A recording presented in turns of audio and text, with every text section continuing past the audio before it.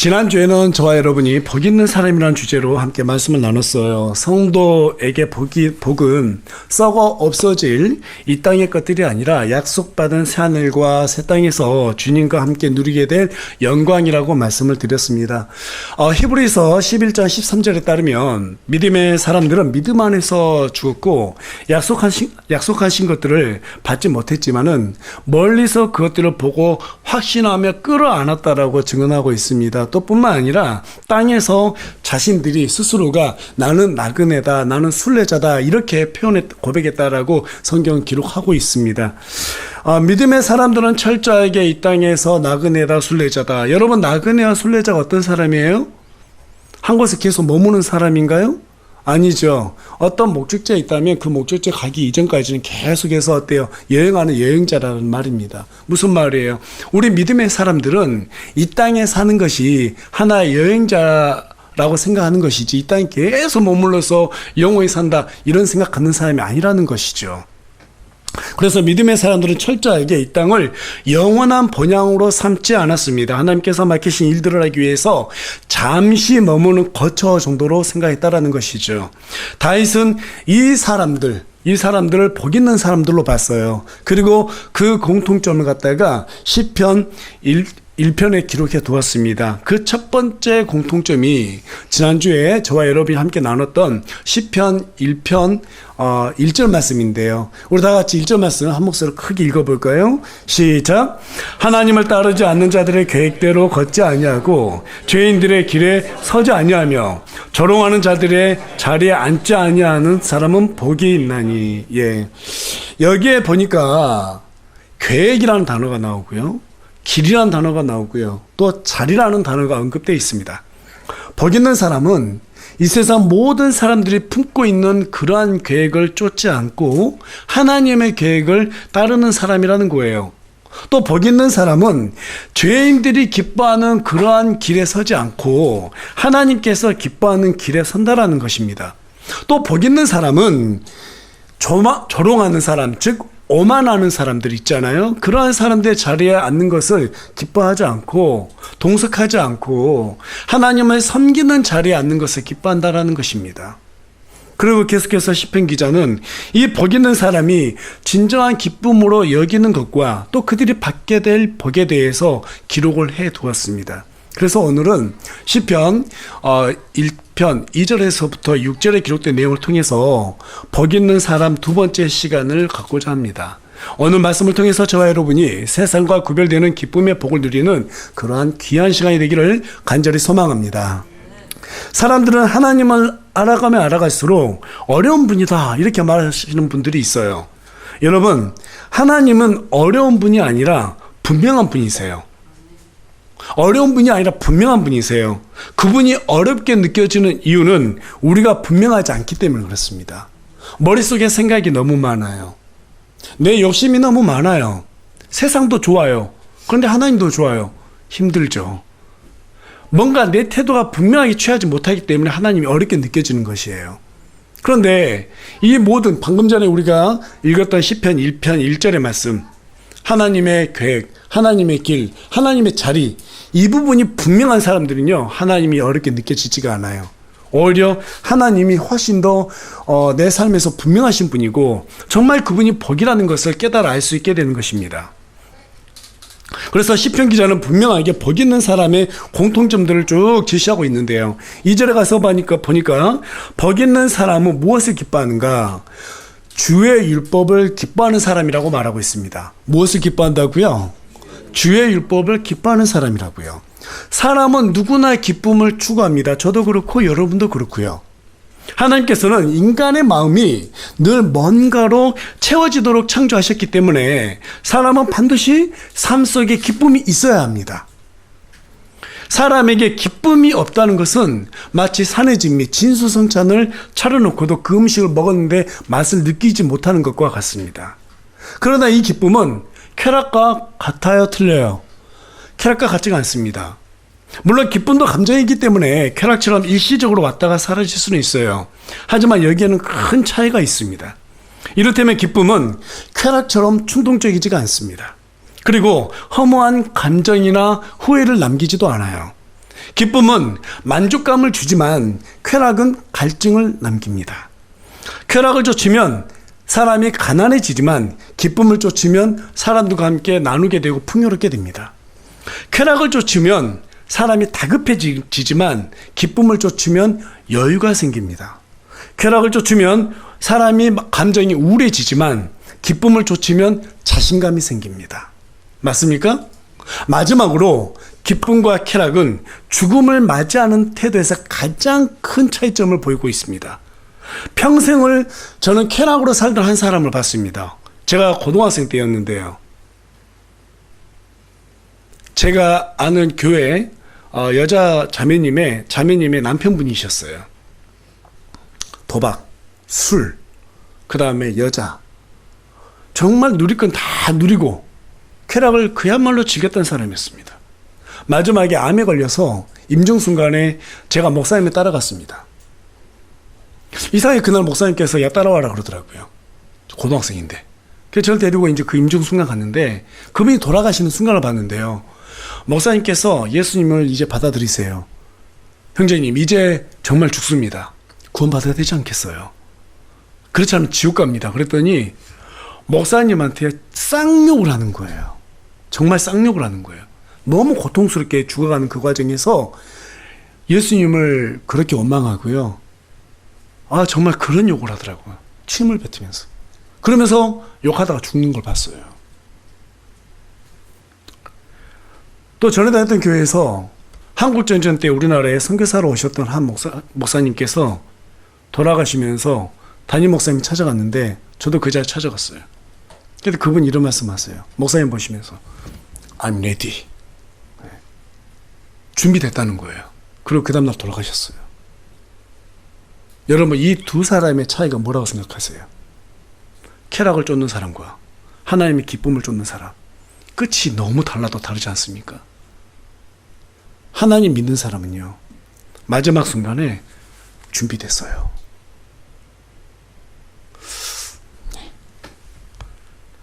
저는 그 선교사님이 참 고마워요.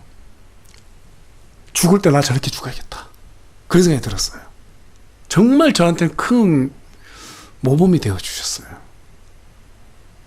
17세기 영국에서 아주 유명한 설교가로 명성이 자자했던 제임스 제인웨이 목사님이 계셨습니다. 목사님은 평생 몸을 사리지 않고 설교하다가 인생 말년에 폐결핵을 얻어서 세상을 마감하게 되었습니다. 사망 선고를 받았을 때 목사님은 내가 지금 느끼는 기쁨의 100분의 1이라도 사람들에게 전달해 줄 수 있다면 얼마나 좋을까. 이런 말씀을 하셨어요. 그리고 임종 순간에 이런 말씀하셨습니다. 나는 은혜의 기쁨 속에서 죽기 때문에 죽음은 나에게 아무것도 아닙니다. 나는 눈을 감는 것과 같이 쉽게 죽을 수가 있습니다. 내가 보는 저 영광 때문에 나는 웃을 수밖에 없습니다. 이 말 끝내고 바로 숨을 거두셨습니다. 여러분, 세상의 기쁨은 잠시뿐입니다. 세상 쾌락은 잠시뿐입니다. 허무 그 자체입니다.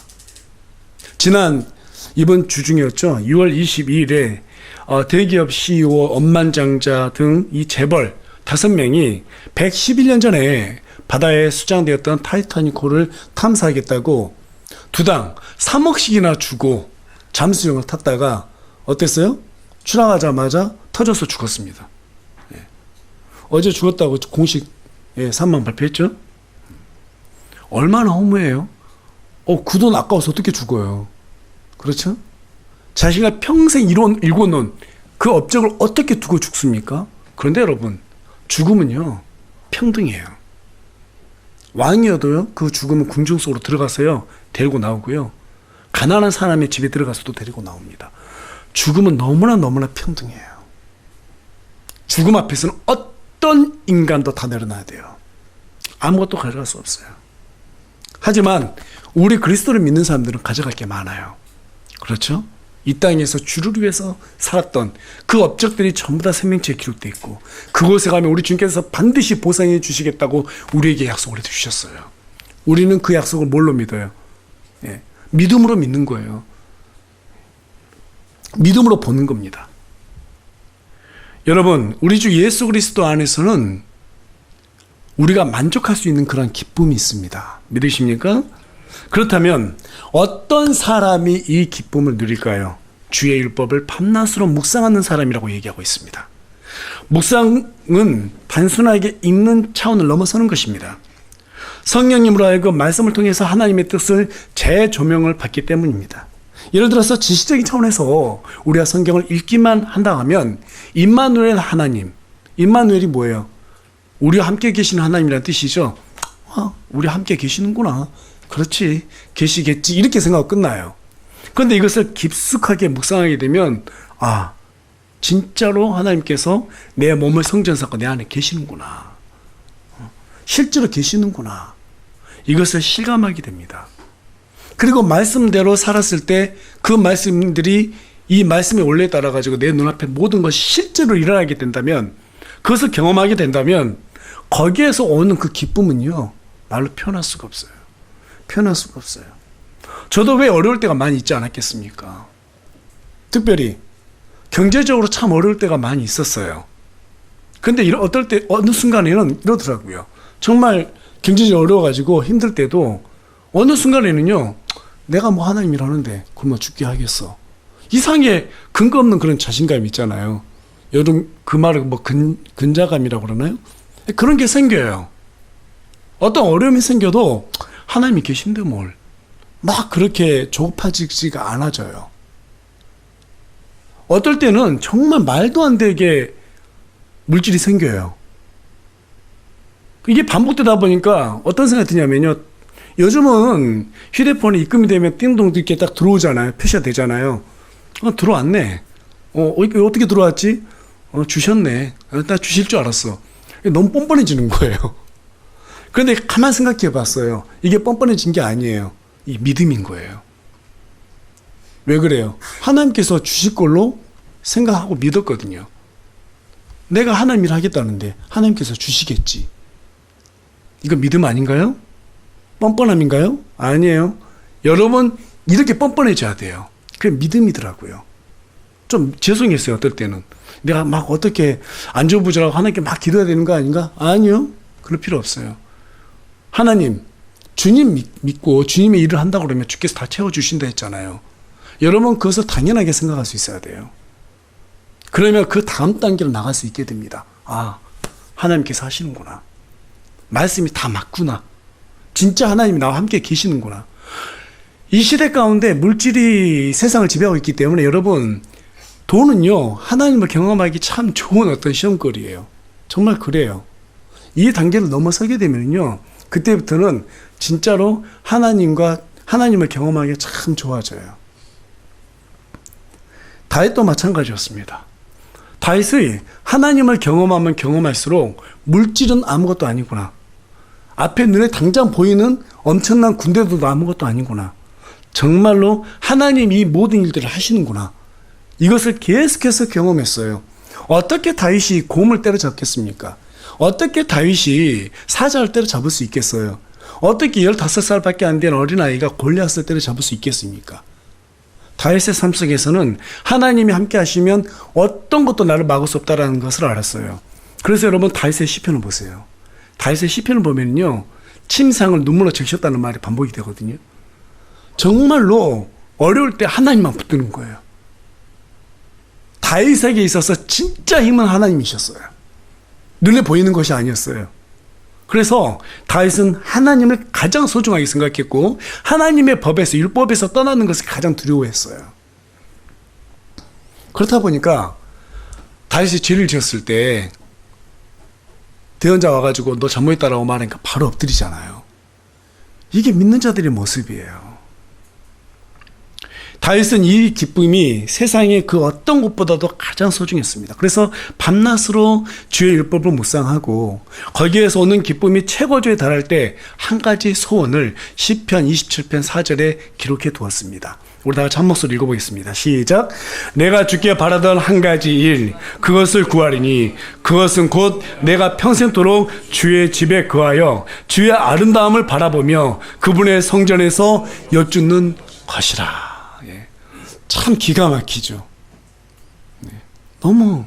너무너무 참 기가 막히지 않습니까? 여쭙겠다라는 것은 끝이 없는 주의 아름다움을 계속해서 알아가고 싶다라는 그런 표현이에요. 나 주님 계속 알아가고 싶습니다. 계속 알아가고 싶습니다. 따라서 복 있는 사람은 그러한 주님의 아름다움을 사모하기 때문에 밤낮으로 말씀을 묵상하는 가운데서 하나님을 기뻐하는 것을 그 안에서 찾고 행하는 사람이라는 거예요. 그런 사람에게 주께서 무엇을 약속하셨는가?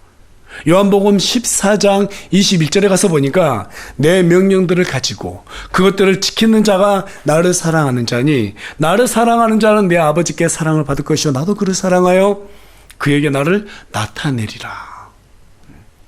우리 주님께서 내 명령들을 가지고 지키는 자가 사랑하는 사람이래요. 그럼 내가 그 사람 앞에 내 자신 내 보이겠다 이렇게 말하고 있어요. 다윗이 이런 부분들을 잘 경험했어요. 다윗뿐만 아니라 아브라함, 모세 모든 믿음의 사람들이 하나님의 명령대로만 살면 하나님이 나와 함께 한다는 사실을 보여주시는구나. 시편 37편 4절에서도 가서 보니까 또한 너 스스로 주를 기뻐하라. 그분께서 내 마음이 소원한 것들을 내게 주시리라. 아까 다윗의 소원이 뭐라고 그랬어요? 평생토록 주의 집에 거하면서 주의 아름다움 보고 싶다라는 거예요. 주의 아름다움. 옆에 있는 사람에게 하나님께서 함께 하시는 것도 참 아름답지만 나와 함께 해주시는 것을 보여주실 때가 더 아름답지 않겠어요? 다윗은 진짜 그걸 원했어요. 평생도록 주님께서 나와 함께 해주셨으면 좋겠다. 정말 이걸 계속 보고 싶다. 이게 다윗의 소원이었어요. 그의 아들도 마찬가지였습니다. 솔로몬이죠. 1000마리의 소를 안기지 않고 한 번에 하나님께 번제물로 드렸습니다. 그때 하나님께서 그 제사를 너무너무 기쁘게 받으셨어요. 그리고 그 밤에 솔로몬에게 찾아오셔가지고 네가 원하는 소원을 말해봐라. 내가 들어줄게. 여러분에게 지금 이 순간에 하나님께서 찾아오셔가지고 야, 말해봐. 뭘 원하니? 여러분 딱 또 지금 떠오르는 게 뭐예요? 그게 여러분의 소원이에요. 다윗은 뭐라고 말해요? 평생도록 주의 아름다움을 보고 싶습니다. 이게 그 사람의 소원이었어요. 그런데요, 부전자전이라고. 정말 그때 이 하나님 전지전능하신 그분이 찾아와서 소원을 물었는데 이때야말로 인간이 누릴 수 있는 최대의 찬스 아닙니까? 근데 솔로몬이 세상적인 성공적인 그러한 요소를 구하지 않았습니다. 오히려 하나님의 백성을 잘 다스릴 수 있는 그러한 지혜를 주십시오. 그걸 구했어요. 하나님께서 왕을 세운 이유가 뭐예요? 내 백성들을 잘 다스리라고 준 거잖아요. 그런데 그 일을 잘할 수 있는 지혜를 달라는 거예요. 여러분, 하나님께서 얼마나 예뻤겠어요? 얼마나 예뻤겠어요? 솔로몬의 이 소원은 하나님을 감동시키기에 충분했습니다. 그래서 하나님께서는 솔로몬으로 하여금 기쁨을 이기지 못하고 솔로몬이 구한 지혜, 전무후무한 지혜는 물론이고 그가 구하지도 않은 부귀 영화까지 다 주시겠다고 약속하셨습니다. 여러분, 말씀을 읽을 때 이 땅에서 잘 되기를 위해서 말씀을 묵상하지 마십시오. 오히려 솔로몬처럼 하나님의 기쁨에 동참하기 위해서 말씀을 묵상해 보시기 바랍니다. 그렇게 할 때 성령님께서 말씀을 풀어주시고 주님의 기쁨에 동참할 수 있는 비결을 깨닫게 해주십니다. 믿으십니까? 왜 오늘날 많은 사람들이 성경을 봐도 깨닫지 못하느냐면 내 유익을 위해서 보기 때문에 그래요. 오늘부터 여러분 성경 읽어보세요. 하나님의 뜻이 뭐라고 그랬어요? 이 땅에 구원받지 않는 백성들을 불러 모으시고 하늘의 왕국이 이 땅에 그대로 임하게끔 하는 것이죠. 그리고 우리 그리스도께서 이 땅을 통치하는 왕이 되시는 게 이게 바로 우리 하나님의 뜻이에요. 거기에다가 초점을 두고 성경을 한번 읽어보세요. 구약 성경은 왕으로 오실 예수 그리스도를 예표하고 있고 신약 성경은 그 일을 하기 위해서 교회를 세우셨다는 것을 알게 될 것입니다. 그러면 우리가 어떤 일을 해야 될지를 깨닫게 되겠죠. 그 일을 위해서 우리가 기도하게 될 것이고 그것을 위해서 말씀을 보면 완전히 이전과는 다른 말씀들이 눈에 보이기 시작할 거예요.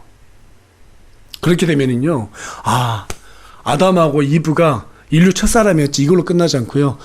그렇지. 에베소서 5장 기록된 것처럼 바로 아담은 그리스도를 상징하고 있고, 그 다음에 이브가 교회를 상징하고 있구나. 이것이 깨달아지기 시작해요.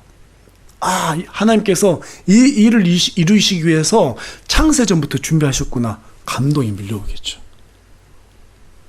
그런 감동은 내 유익을 위해서 보는 사람들에겐 절대로 올 수 없는, 찾아올 수 없는 감격이에요. 아무리 밤낮으로 말씀 묵상해도 내 기쁨을 위해서, 내 유익을 위해서 묵상하다 보면 평생 동안 성경의 본질을 관통할 수 없는 그러한 지경에 이르게 됩니다. 그래서 시편 기자는 1절에서 복 있는 사람은 어떤 사람이라고요? 하나님을 따르지 않는 자들의 계획대로 걷지 아니하고 죄인들의 길에 서지 아니하고 조롱하는 자들의 자리에 앉지 않은 사람이 복이 있다라고 말씀합니다. 따라서 복 있는 사람은 하나님의 계획이 아닌 것에는 눈을 돌리지 않습니다.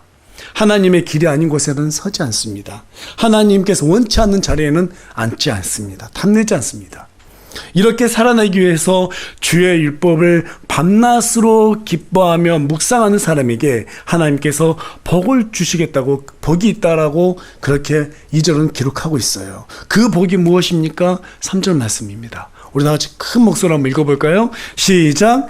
그는 물 있는 강가에 심은 나무 곧 제철에 열매를 맺는 나무 같으며 그의 잎사귀 또한 시들지 아니하리로다. 그가 하는 것은 무엇이든지 형통하리로다. 하나님의 기쁨을 위해서 밤낮으로 주의 율법을 기뻐하며 묵상하는 사람에게 하나님께서는 물 있는 강가에 심겨진 나무처럼 되게 해주시겠다라고 그렇게 약속을 하고 있어요. 저는 개인적으로 개혁성경은 시내가에 이렇게 돼 있잖아요.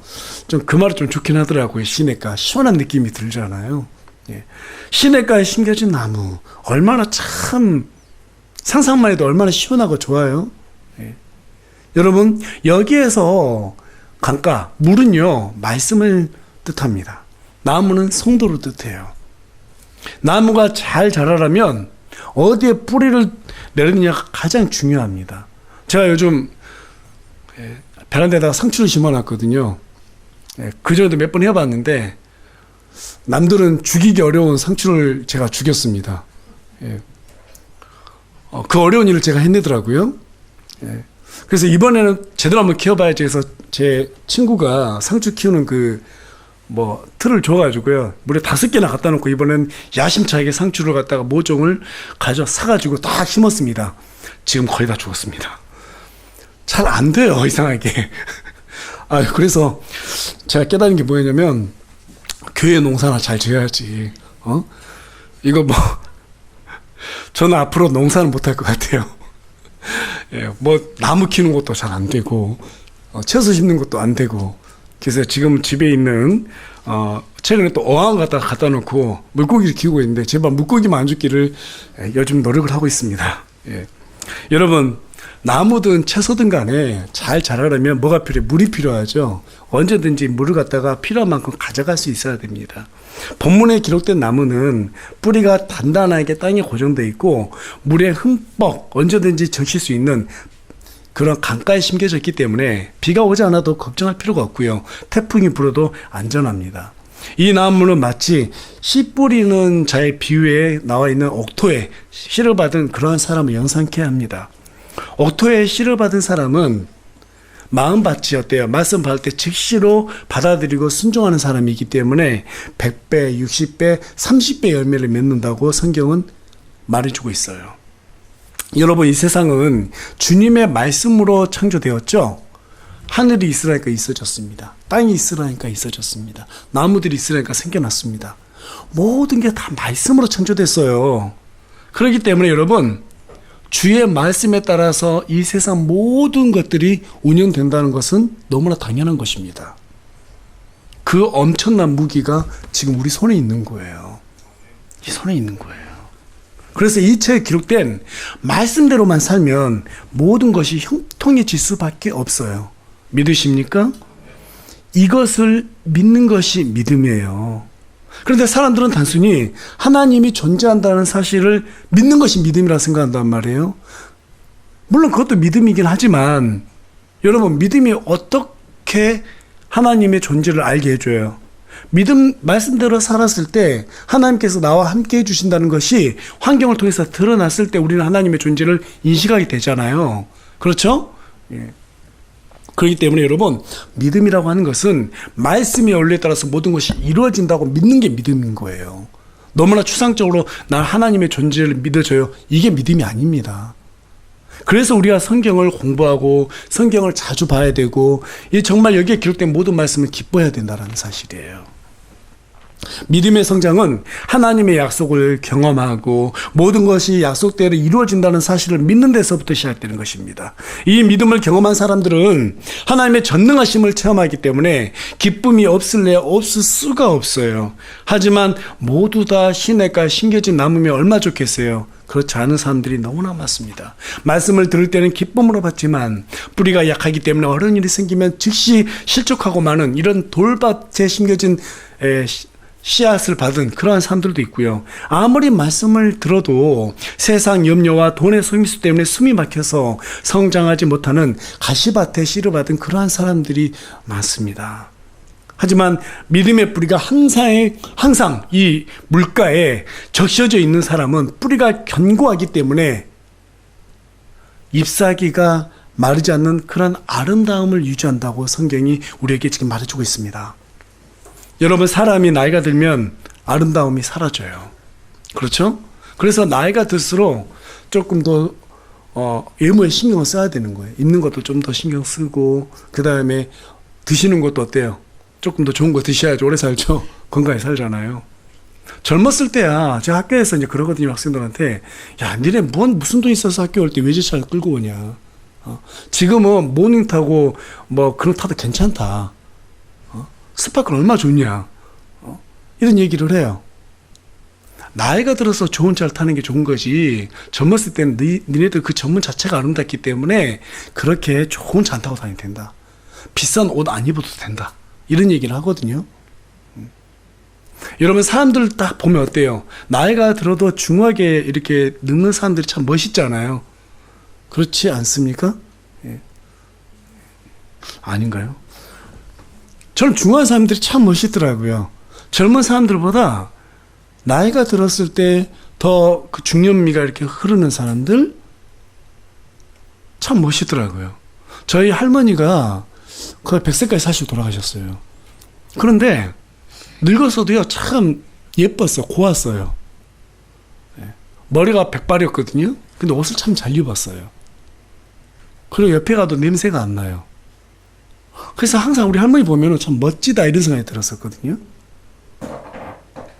여러분, 나이가 들어서 멋이 나온 사람하고요, 젊었을 때 예쁜 거하고 또 틀려요. 이게 많이 다릅니다.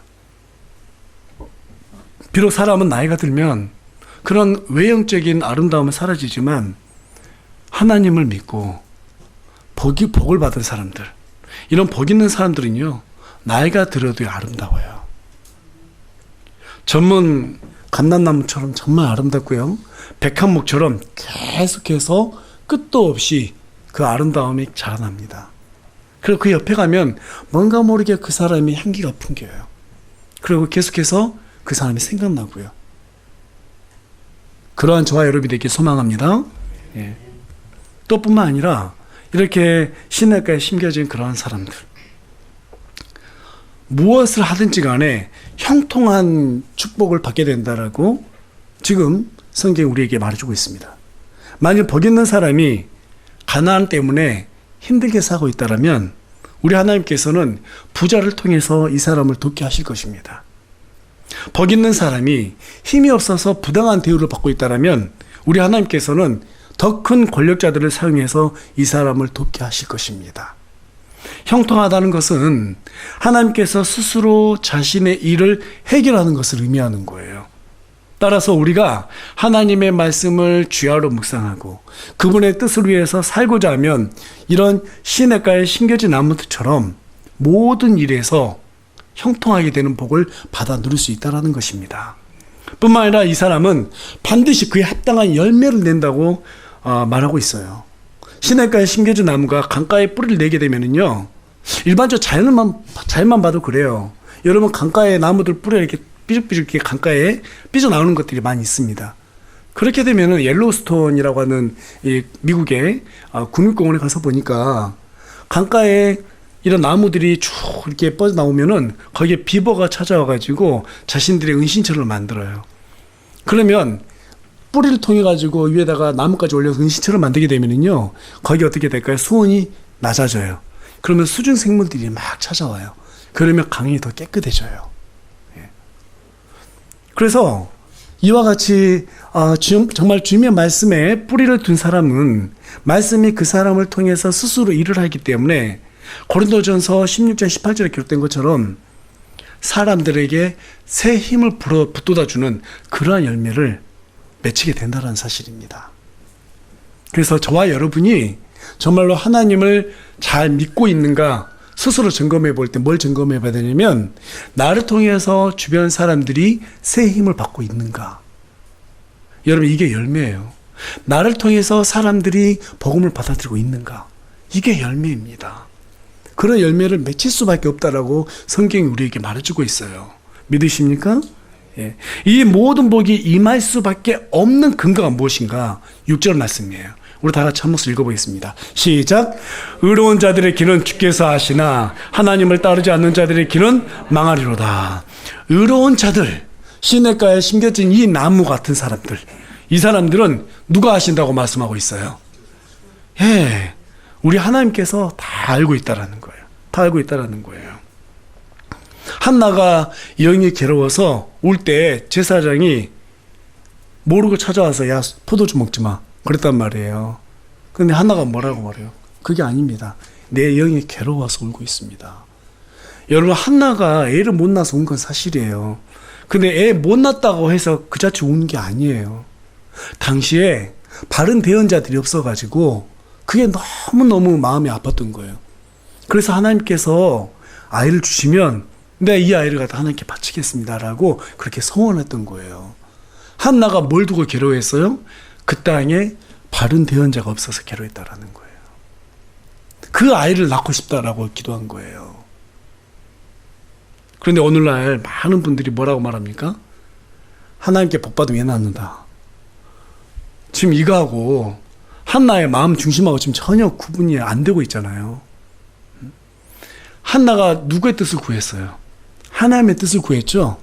그 뜻을 구했을 때 그 뜻을 구할 줄 알고 하나님께서 태의 문을 닫았던 거예요. 그리고 그가 정말로 하나님의 일을 위해서 기도하고 구했을 때 하나님께서 그에게 사무엘을 주신 거예요. 이런 사람이 바로 복 있는 사람이라는 거예요. 많은 제사장 엘리는 그가 그냥 애가 없어서 운 줄 알고 있었는데, 술 먹고 운 줄 알고 있었는데, 하나님께서는 한나의 마음 속중심을 알고 계셨단 말이에요. 그렇죠? 주께서는 우리의 마음을 다 아십니다. 앞에 있는 목사도 여러분들이 일상생활에서 뭐가 어려운지 몰라요. 어떤 의도로 이런지 저는 전혀 몰라요. 그런데 우리 하나님께서는 다 아세요. 그래서 제가 금요일에도 우리 지치들에게 제가 이렇게 한번 따라해보라고 했어요. 그게 뭐였냐면요, 주님만 알면 됐지. 한번 따라해볼까요? 주님만 알면 됐지. 한 번 더 따라해보시죠. 주님만 알면 됐지. 예, 주님만 알면 됐죠. 그렇지 않습니까? 꼭 사람이 알아야 됩니까? 주님만 알면 됐죠. 내가 무슨 일을 하든 주님만 알면 됐죠. 내 속중심이 무엇이 됐건 간에 주님만 알면 됐죠. 주님만 알면 되는 거예요. 그러면 주님만이 내 이루자가 되어주시는 거예요. 사람 더 알아야 된다라고 말하면 하나님께서 위로 안 해주세요. 너 사람에게 위로 받아봐. 그런데 우리가 속중심이 주님만 알면 됐지, 내가 뭐 사람들에게 뭘 자랑을 해, 뭐 사람들에게 위로 받아. 주님만 알면 됐지. 성경 분명히 얘기하고 있습니다. 의로운 자들의 길은 누가 하신다고요? 주께서 하신다고요. 주께서 하신다고요. 여러분의 슬픔 주님은 아세요. 여러분들의 기쁨 주님은 아세요. 어떤 일에서 고통당하는지 주님은 아세요. 주님만 알면 됐지라고 생각하는 사람은 절대로 하나님을 따르지 않는 자들의 계획에 따라가지 않습니다. 그들의 길에 서지도 않습니다. 그들의 자리도 앉지 않아요. 주님으로 만족합니다. 주님만이 내 기쁨이라고 생각해요. 다윗의 시편의 모든 내용이 여기에서 시작이 돼요.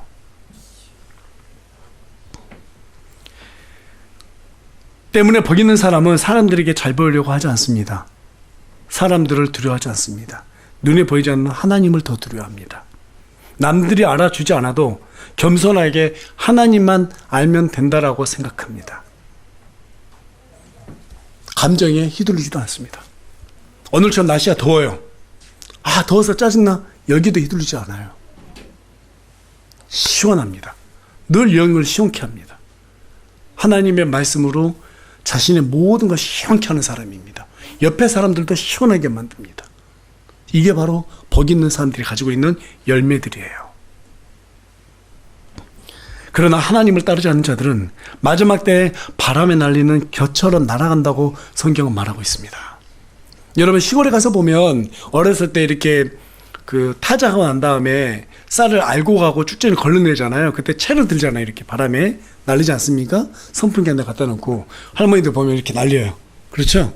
마지막 때에 하나님을 따르지 않는 사람들은 날아간다는 거예요. 개처럼. 근데 알곡들은 그 채 그대로 떨어지죠. 남아있죠. 그 사람들만 우리 하나님께서 새하늘과 새 땅으로 데려간다는 것입니다. 지난주에도 말씀드렸지만 얼마나 성경이 구체적으로 예루살렘에 대해서 기록하고 있어요. 얼마나 구체적으로 하나님께서 우리에게 받을 복들을 지금 말하고 있습니까? 그곳엔 진주로 되어 있고 땅이 뭐래요? 전부 다 순금으로 되어 있는데 이 땅에 있는 금하고 비교도 안 될 정도로 아주 깨끗한, 그렇죠? 그러한 순금으로 쫙 깔려 있다고 말해요. 유리처럼 깨끗한 그런 순금들이에요. 이 땅에서 금을 잔뜩 짊어지고 하나님께 딱 갔더니만은 우리 예수님께서 뭐라고 말해요? 돌 왜 가져왔니? 그런단 말이에요. 여러분 그걸 한번 상상해 보세요. 가끔 저는 상상해요. 새 예루살렘에 들어가면 가로세로 2200km에서 2300km인데 그 높이도 어마어마한데 저 끝에 우리 예수님께서 보좌에 딱 앉아 계세요. 그 한가운데 생명수가 쫙 흐릅니다. 양쪽에 생명나무들이 쭉 서 있어요. 그리고 천사들이 그곳에 서가지고 수억의 천사들이 엄청 아름다운 목소리를 찬양을 합니다. 그리고 많은 구원받은 사람들이요, 저 멀리 보는 예수님을 향해서 찬양을 해요. 그 뒤쪽에 우리가 서 있다고 생각해 보세요. 경이롭지 않습니까? 얼마나 경이로워요. 이걸 바로 아브라함과 이삭과 야곱과 사라 이런 모든 믿음의 사람들이 봤다라는 거예요. 그것을 보고 끌어안았다는 거예요. 여러분 이게 믿음이에요. 그거 상상한다면 이 땅에 금이 뭐가 그렇게 귀하겠습니까? 그렇죠? 돌로 보이죠. 이 땅의 명예가 뭐가 그렇게 귀하겠습니까? 믿음의 사람들은 이 땅의 걸 보지 않아요. 뭘 봐요? 영원한 장소, 주님과 함께 할 수 있는 장소, 그 장소를 보는 거예요. 믿음의 눈으로 자꾸 상상하십시오. 자꾸 보십시오. 이 땅에서 어려운 거 금방 지나갑니다. 이 또한 지나갑니다. 솔로몬의 인장이 그게 적혀 있었다고 하죠. 이 또한 지나가리라. 다 지나가요. 그리고 진짜 어려운 것들도 다 지나왔잖아요. 우리가 다 이겨냈잖아요. 그렇죠? 예, 다 지나갑니다. 그렇지만 믿지 않는 자들은 분명히 망한다고 말하고 있어요. 이 땅에서 우리가 망한다는 것은 사업이 망했다 할 때 자주 쓰지만 성경에서 망한다는 것은 뭐냐면 지옥으로 떨어지는 것을 얘기하는 거예요. 지난주에도 우리가 함께 지옥에 대해서 살펴봤지만 그것은 불이 꺼지지 않는다 말합니다. 벌레들이 갉아먹는다 말하고 있어요. 그 엄청나게 두려운 지옥, 그곳에 가는 게 인간이 망한 거라고 성경은 얘기하고 있어요. 그렇다면 저와 여러분이 지금 그리스도의 피로 인해서 구원받았다는 사실이 얼마나 귀해요. 얼마나 귀해요. 저도 별거 아닌 사람이고 여러분도 별거 아닌 사람이에요. 그렇죠? 다 별거 아닌 사람들이에요. 뚜렷하게 뭐 하나님을 위해서 한 것도 없어요. 내설만한 것도 없어요. 구원받는데 무슨 뭐 큰 대가를 치는 것도 하나도 없어요. 일도 없어요. 그런데 우리 예수님께서 저와 여러분을 나중에 두고 보라는 거예요. 왕과 제사장을 정하고 삶아 주겠다는 거예요. 그게 바로 새 상속 언약이라는 거예요. 우리가 나중에 왕이 된다 생각해 보세요. 주님을 위해서 제사장이 된다 생각해 보세요. 부족한 게 있어요? 부족한 게 있어요, 없어요? 그게 진짜 사실로 믿어진다면 왜 우리가 이 땅에서 부족한 사람처럼 살아요? 어떻게 이 땅에서 실패한 사람들처럼 살 수 있어요? 살 수 없는 거예요. 지금은 만나면은 일주일에 한 번씩 만나니까 기쁘지만 나중에 천국에서 보면은요, 그 기쁨이요 어마어마할 거예요. 진짜로 어마어마할 거예요. 그 엄청나게 많은 천사들과 사람들 앞에서 우리 여기 있는 지체들이 다니다가 세상 시간 따지면 1000년에 한 번씩 만난다 생각해 보세요. 얼마나 기쁘겠어요. 얼마나 기쁘겠어요. 물론 거기에는 시간이 없지만은요. 그때 우리 함께 교회 섬겼지. 또 그때 얘기하면서 얼마나 기쁘겠어요. 여러분, 추억을 얘기할 때는 대부분 좋은 것만 갖고 추억을 얘기하지 않죠? 어떤 어려운 것들을 함께 극복했을 때가 정말 진짜 추억이 되죠? 우리 그때 교회 섬길 때, 그 김 목사 별로 마음에 안 들었는데 그래도 우리가 잘 섬겼어. 하나님 우리 위해서 많이 참아줬어. 예? 야, 그 인간 저기 온다. 우리 좀 이따가 얘기하자. 어이구, 그때 보니까 지금 우리 집사님 아주 아멘 크게 하시는데요. 예. 그때 목사님보다 더 힘든 게 우리 최 집사님이었어. 저 사람 저 뒤에 있다. 둘이 나중에 붙어 있네. 그래서 그럴 거예요. 얼마나 기쁘겠습니까, 여러분? 예. 정말 기쁠 거예요. 예. 그때 정지하던 장도로도 만나야 될 텐데, 다 기쁠 거예요. 그때 저 지체가 힘들었지. 근데 우리가 참 잘 사랑해줬지. 그래서 그 지체가 이렇게 하나님을 잘 섬기게 됐지. 야, 그 지체가 근데 나중에 보니까 얼마나 많은 사람들 전도했어. 우리가 그때 그 사람 안 놓길 참 잘했어. 이런 얘기를 해가면서 천국에서 얼마나 기쁘게 지내겠습니까?